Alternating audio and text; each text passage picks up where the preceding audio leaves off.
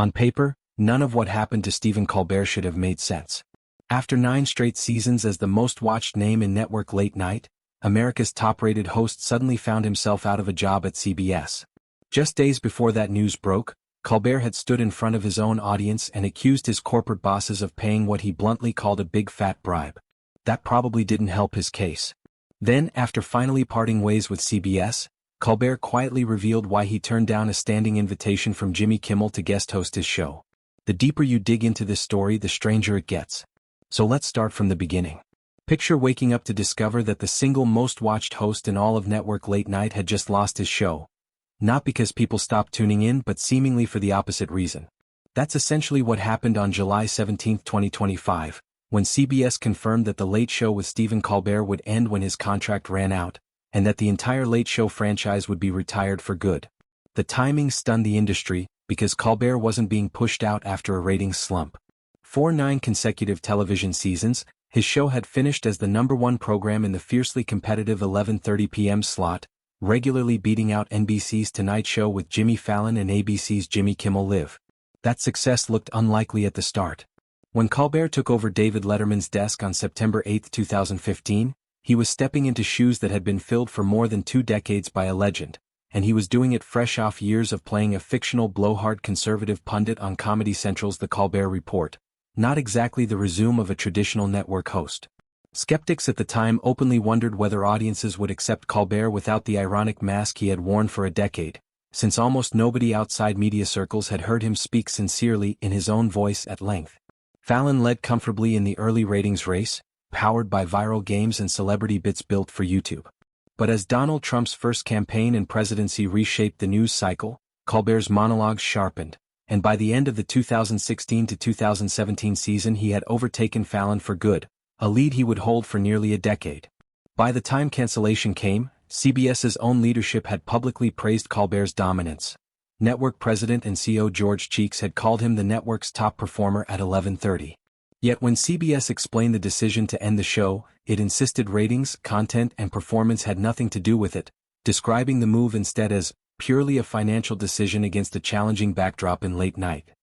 The network went so far as to call Colbert irreplaceable, saying it would retire the Late Show franchise entirely rather than hand it to a new host. That explanation struck many observers as hard to square with one of television's oldest rules: strong ratings are supposed to buy job security. Behind the scenes, though, the economics of the format really had shifted, with ad revenue draining away toward streaming, social platforms, and on-demand video for years. Still, timing raised eyebrows. Was economics really the whole story? 3 days before that shocking announcement, Colbert did something comedians almost never do to the people who sign their paychecks. He turned his monologue directly against Paramount, CBS's own parent company. His target was Paramount's decision to settle a lawsuit filed by Donald Trump over how 60 Minutes had edited an interview with then Vice President Kamala Harris. Paramount agreed to pay $16 million, with the funds earmarked for Trump's future presidential library rather than paid to him directly, even while continuing to insist the lawsuit had no merit and that its editing followed standard practice. Many legal observers were skeptical the suit would have succeeded at trial, which made the settlement look even more curious. The timing mattered enormously, because Paramount was in the middle of finalizing an $8.4 billion merger with Skydance Media, a deal that needed sign-off from the Federal Communications Commission. Settling a legally shaky lawsuit right as regulators were reviewing that merger created the appearance, denied by Paramount, that corporate interests were steering editorial decisions. Colbert didn't hold back. As someone who has always been a proud employee of this network, I am offended, he told his audience before branding the settlement a big fat bribe. The crowd roared, but outside the studio the joke landed very differently. This wasn't a comedian mocking a politician, it was an employee publicly accusing his own company of paying to grease a regulatory approval. 3 days later, the cancellation was announced. Reaction spread well beyond Hollywood. Jimmy Kimmel and Jon Stewart came to Colbert's defense. David Letterman criticized the decision publicly, and Senator Adam Schiff, a guest on the very episode where Colbert broke the news to his live audience, posted online that, if Paramount and CBS ended The Late Show for political reasons, the public deserves to know. And deserves better. Colbert told his stunned crowd, "I'm not being replaced. This is all just going away," adding that he was grateful to the roughly 200 people who worked on the show with him every day. The Skydance Paramount merger, announced in July 2024 and ultimately valued at roughly $8.4 billion, would hand control of the combined company to Skydance founder David Ellison, backed by Redbird Capital Partners. Because CBS holds dozens of local broadcast licenses, the deal needed FCC approval, while other federal agencies weighed in on antitrust concerns. Then several dominoes fell almost simultaneously: Trump's lawsuit, Paramount's $16 million settlement, Colbert's on-air criticism, and days later, the end of his show. All the while, the merger kept moving toward approval.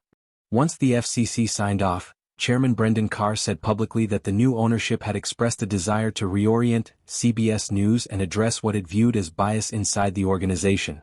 Comments that immediately raised concern about editorial changes at one of the country's most prominent news operations.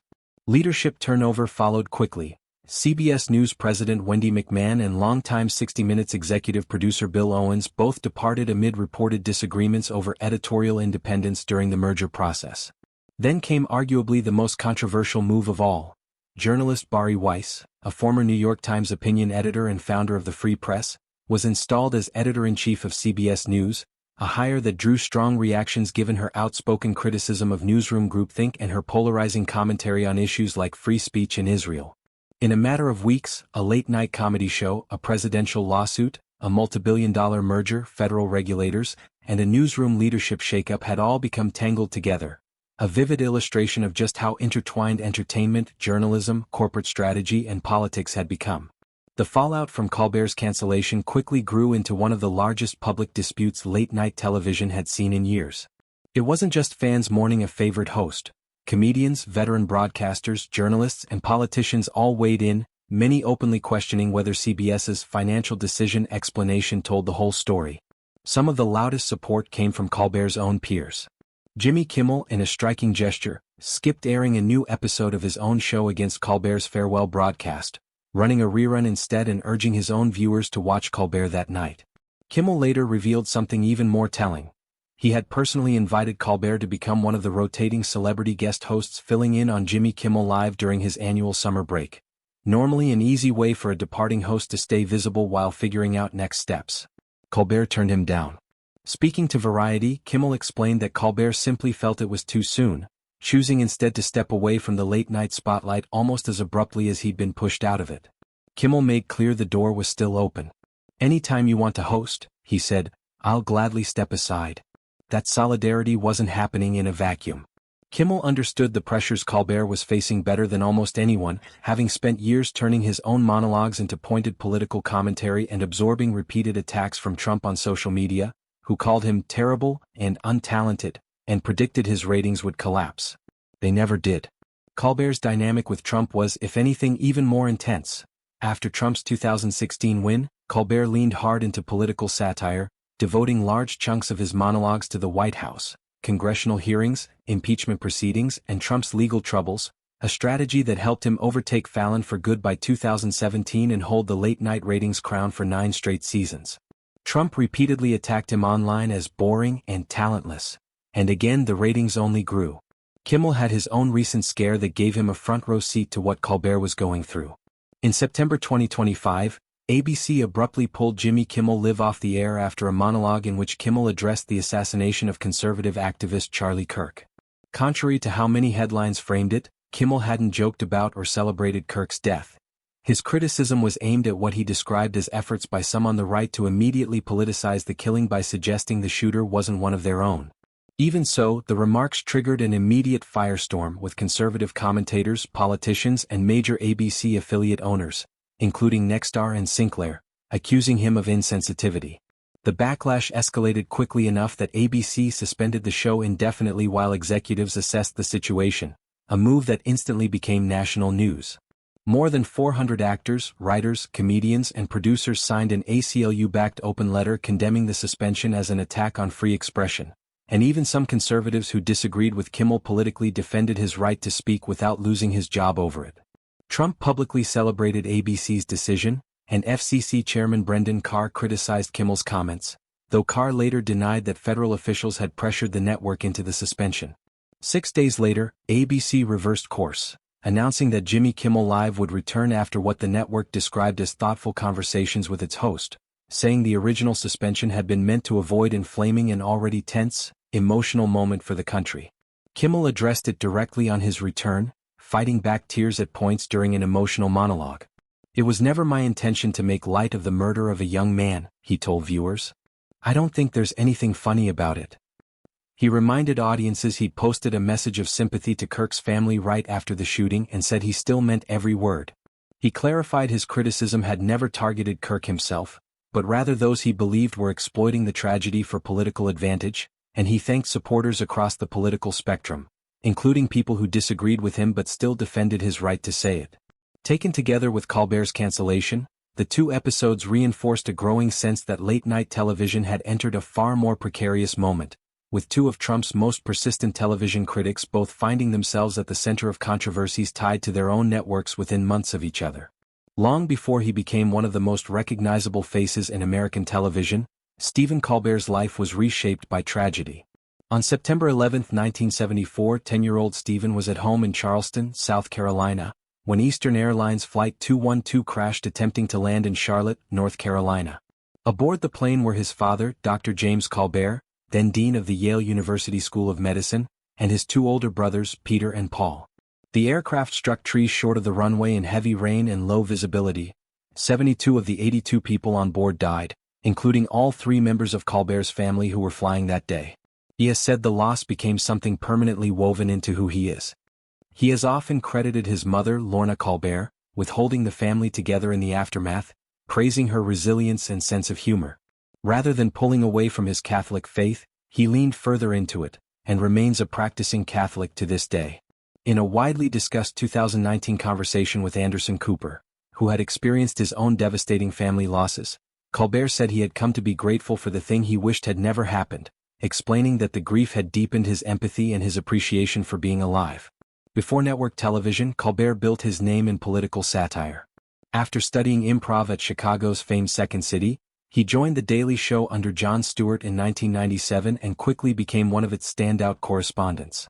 In 2005, Comedy Central gave him The Colbert Report, where he played an exaggerated, self-important right-wing pundit loosely inspired by figures like Bill O'Reilly, a character he never broke, letting the absurdity do the work of media criticism.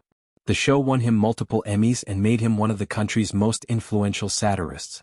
Perhaps the clearest early sign of his willingness to court controversy came at the 2006 White House Correspondents' Dinner, where, standing feet from President George W. Bush, Colbert delivered a scathing satirical speech mocking the Iraq War and the press's relationship with government. The room went cold, but the clip spread online for years afterward and is still cited by media historians as a landmark moment showing how an awkward live event could take on a second life through the internet. When Letterman retired, CBS took a gamble handing its flagship late-night chair to a comedian best known for playing a character. Colbert debuted as himself on September 8, 2015, and the show found its identity gradually before Trump's political rise pushed his nightly monologues to the center of the national conversation, eventually carrying him to 9 consecutive seasons at number 1. Since the cancellation, Colbert hasn't announced a return to late night, and no confirmed deal with a streaming service or rival network has been signed, though the rumor mill has been busy. In a January 2026 appearance on Late Night with Seth Meyers, Colbert revealed the show's exact finale date, Thursday, May 21, 2026. During that same conversation, Meyers pressed him on swirling rumors, including a reported $13.5 million offer from Netflix, which Colbert joked wasn't enough money, and even a rumor about him considering a run for political office. Colbert declined to confirm or deny anything outright, saying only that if there were a way to serve the country in a way that mattered even more than a late-night show, he would consider it. Meyers also mentioned talk of a possible new project pairing Colbert with MSNBC's Rachel Maddow, actor Tom Hanks, Congresswoman Jasmine Crockett, and Simon Cowell, a lineup Meyers jokingly dubbed the New A-Team. None of it has been confirmed. In the meantime, Colbert, a lifelong Tolkien fan, is serving as an executive producer on The Lord of the Rings, The Hunt for Gollum, and has said repeatedly that his dream guest before signing off would be Pope Leo. His departure is emblematic of a broader crisis across network late night, an era defined by falling ad revenue, rising production costs, and relentless competition from streaming, YouTube, and social media, even for shows sitting at the very top of the ratings. CBS continues to insist the cancellation was purely financial. Whether or not that's the whole story, one thing is clear. When The Late Show goes off the air on May 21, 2026, it will close out not just Colbert's decade at the desk, but the 60-plus year run of The Late Show franchise itself on CBS. That's it for now, thanks for watching. If you enjoyed this one, drop a comment, hit like and subscribe so you don't miss what's coming next.